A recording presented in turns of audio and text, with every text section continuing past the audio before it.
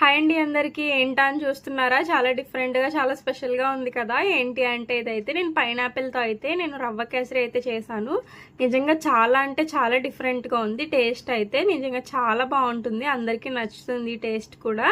ఒకసారి మీరు చూడండి లాస్ట్ వరకు, మీకు నచ్చితే ట్రై చేద్దరు. ఫస్ట్ అయితే ఆయిల్ కానీ నెయ్యి కానీ వేసుకొని డ్రై ఫ్రూట్స్ని అయితే బాగా ఫ్రై చేసుకోవాలి.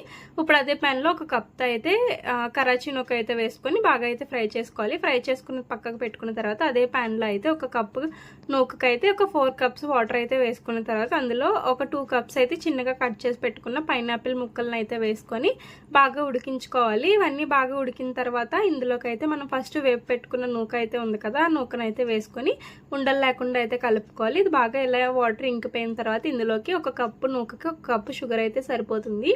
ఇందులోకి అయితే కొద్దిగా లాస్ట్ యాలకుల పొడి అయితే వేసుకొని బాగా కలుపుకున్న తర్వాత మీకు ఫుడ్ కలర్ కావాలి అంటే వేసుకోండి, లేకపోతే స్కిప్ చేసేయండి.